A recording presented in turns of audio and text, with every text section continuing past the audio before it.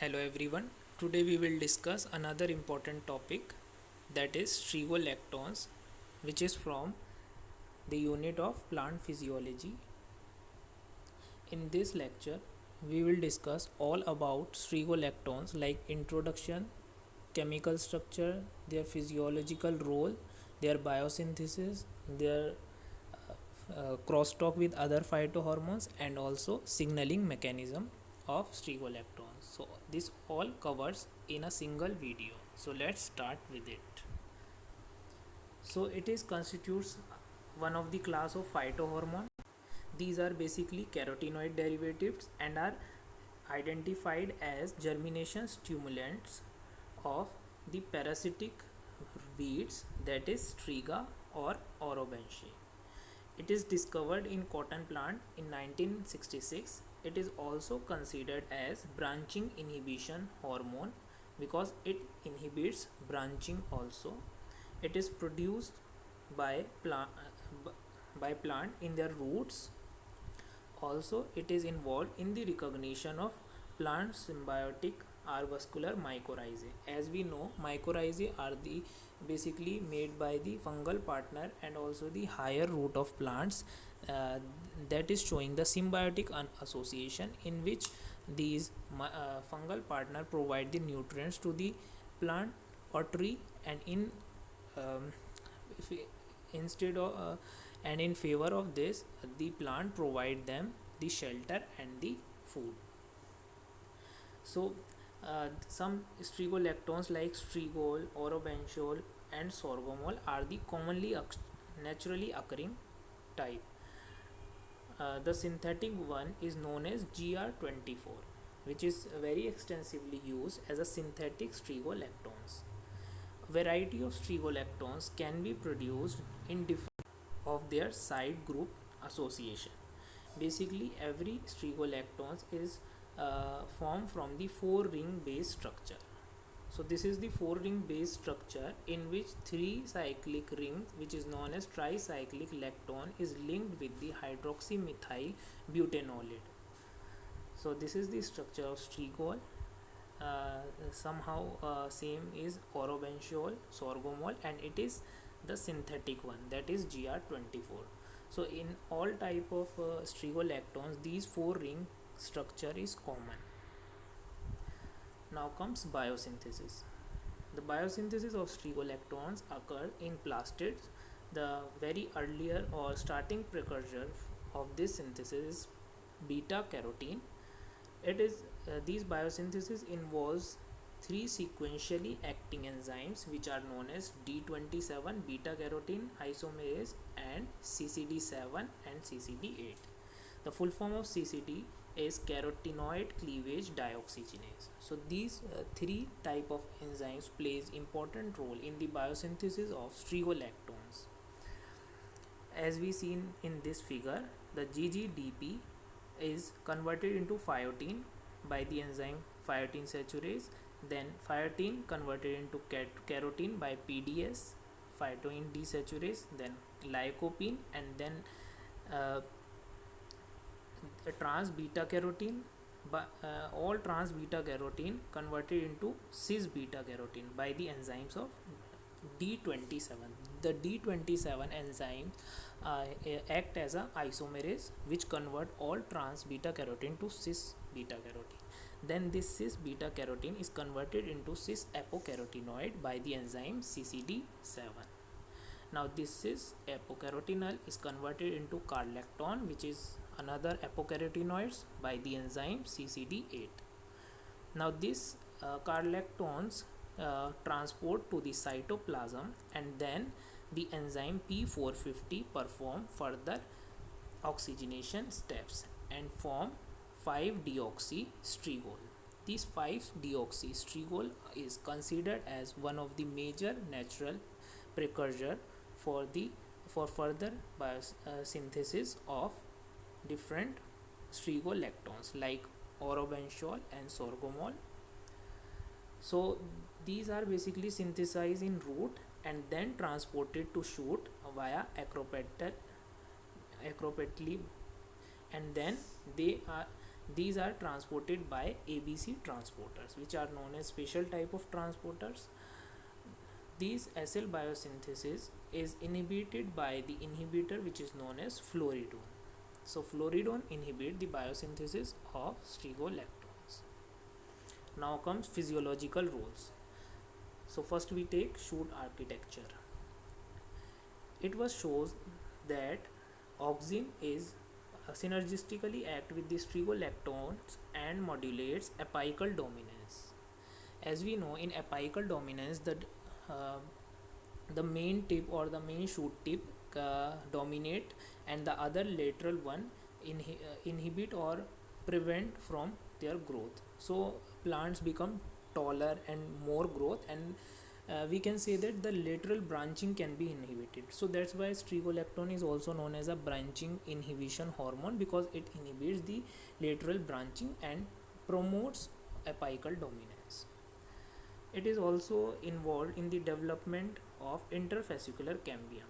These interfascicular cambium uh, is involved in secondary growth of dicot stem and root. Like we know that in dicot stem there is vascular bundles present in a cambial ring. In a vascular bundle, the cambium is known as interfascicular cambium, and the cambium present between two vascular bundle is the interfascicular cambium. So when two cambiums are joined, they form a cambial ring, and then secondary xylem cuts inside and secondary phloem cut outside, and hence the girth of the tree will increase. So this is all about a short summary of secondary growth. So interfascicular cambium formation also promoted by stegolactones. It is also inhibit the shoot branching in presence of auxin by triggering the depletion of PIN1 proteins. These PIN1 proteins are responsible for in the transport of auxin. Basically, they are present in basal part of the cells, and they plays major role in auxin transport. And when the levels of auxin get disturbed, also the branching pattern could get disturbed. So basically the stegolactones with auxin promotes apical dominance. So presence of auxins more when it not be transported to another part. So it will happen by the depletion of PIN1. When the PIN1 is deplete or shown any type of disturbance, then the auxin transport will also get affected. The another uh, roles in root growth. As we know, stegolactone concentration is higher in roots. Treatment with synthetic stegolactone like GR24 leads to the increase in root hair length both in wild type as well as stegolactone deficient mutant in Arabidopsis. So it was shown that the GR24, which is a synthetic stegolactone, can promote the growth or the apical dominance while inhibiting the lateral root formation or and also the adventitious root formation. It is also noted be noted that the stegolactones responses can vary also according to the phosphate availability. As discussed that in high phosphate availability, the production of lateral root is also affected, but as the phosphate is very low, and when we applied the GR24, then there is very little inhibition in lateral root was observed. So it is also varied according to phosphate availability. Phosphate plays important role in regulating the lateral root formation. Now comes validation experiments, which shows the effect of the synthetic stegolactones, their inhibitor, and also uh, auxin efflux blocker, that is NPA. So in first figure we can see that the in control there is germination of seeds, but in case of GR24 treated one, when the seeds were treated with GR24, that is synthetic stegolactones, there is more germination. So we can say that the stegolactone promotes the germination, or it is considered as germination stimulants. In the second figure, there are four plants, four phenotype we can see. First one, control. The second was GR24, that is synthetic strigolactone. The third one is FI, which is floridone. FL, floridone, that is inhibitor of the synthesis of strigolactones. And the last one is NPA, that is known as naphthyl thalamic acid, which is a auxin efflux blocker, means it blocks the efflux of the auxins. So four types of phenotypes can be observed in different treated plants, seedlings. In first one, control, there is uh, these are the lateral root, and these long one are the adventitious lateral root, and these side one are the adventitious root. So in control, both lateral as well as adventitious roots are normal. In case of GR24, the adventitious and lateral root both are inhibited, as we know that the strigolactone inhibit the branching, so it will inhibit both lateral as well as adventitious root. In case of fluoridine, so fluoridine phenotype was just opposite to the GR24, because fluoridine inhibits the biosynthesis and the synthesis of strigolactone. So it will shows more proliferation of the lateral root as well as adventitious root. Now NPA, which is the auxin efflux blocker, shows only the lateral root formation, while uh, no any lateral root formation. So we can say that auxin localization is plays important role in lateral root formation also. So this type of validation experiment helps us to validate the different physiological roles of each of the treatment, either it is strigolactone, their inhibitor, or auxin efflux blocker. Now comes crosstalk with other phytohormones. So basically, strigolactones modulates the efflux of auxin, and it is also reduce the auxin import, and this will lead to the inhibition of lateral root and via the distortion of pin proteins. So it will modulate the auxin levels in the plant also, and that's why the lateral root formation is also inhibited. The strigolactones induces the biosynthesis of ethylene in striga seeds. It is also be noted. So in this crosstalk, this is the simplified diagram in which we can see that auxin induced, and it will lead to the induction of the MAX4 gene. These MAX4 genes are responsible for strigolactone biosynthesis. Now these MAX4 genes synthesize strigolactone, and then strigolactones will promote the transcription factors, or the expression of the transcription factor, that is known as BRC1, and these transcription factor inhibit the axillary bud growth, and hence the branching will be inhibited and apical dominance can be promoted. While these figures show the synergistic response of auxin and strigolactone, while the antagonistic response with cytokinin. IPT1 is the gene that is responsible for cytokinin formation. This cytokinin inhibits the auxin and also the BRC1 to inhibit the apical dominance, and hence when the BRC1 is get inhibited, it will not further inhibit the axillary bud growth. So what happens, the branching will happens, but these strigolactone can also inhibit the IPT1. If IPT1 get inhibited, then cytokinin would not be produced further. So if the cytokinin not produced further, then no any inhibition of BRC could take place, and again the axillary bud growth get inhibited and the branching will stop again. So this crosstalk shows us that auxin strigolactone works synergistically and positively regulates each other formation, but the cytokinin able to inhibit the induction of MAX4 gene as well as BRC1 gene, which further inhibit the axillary bud growth. Now comes signaling mechanisms.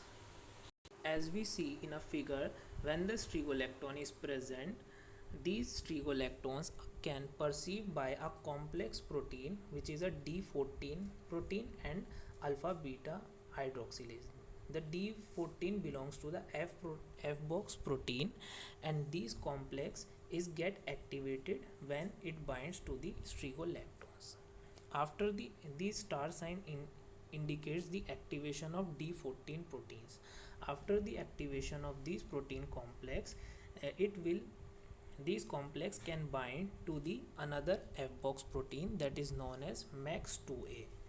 These MAX2A comes with the another type of SCF ubiquitin ligase complex. These SKP choline are the SCF ubiquitin ligase complex which will target protein via ubiquitination. So by the process of ubiquitination we can target the undesired protein, and it will lead to the further their degradation. This shows the MAX2A complex with the SCF ubiquitin ligase complex. On the binding of these F box MAX2 SCF complex with D14 complex lead to the ubiquitination of target proteins. The target protein gets labeled by a ubiquitinated chains, and then it will be degraded via proteasome complex, 26 proteasome degradation. So this is the mechanism where the different type of targets of strigolactones get degraded by a proteasome degradation, and hence strigolactones can able to regulate the different phytohormones concentration. Again, when it will detach from the MAX2A protein complex, the strigolactones get hydrolyzed, and again strigolactone when hydrolyzed from the D14 complex, the D14 complex again become inactivated, and the cycle goes on. So this is all about signaling mechanism. If you don't understand, then please watch this again, and it is very important, and the question can ask from this part also. Now these are some PYQs which can comes in GATE as well as CSIR net. In first question, it was asked about sequentially acting enzymes for synthesis strigolactones in plastids. So these question ask about the three type of enzymes which act sequentially for in the biosynthesis of strigolactones. So P40, D27, CCD8, no, there is also a CCD7 which are missing in option A, so it is wrong. In option B, CCD7, D27, P40, but in this also CCD8 is missing, so it is not the correct option. In option C, D27 beta carotene isomers and CCD7, CCD8.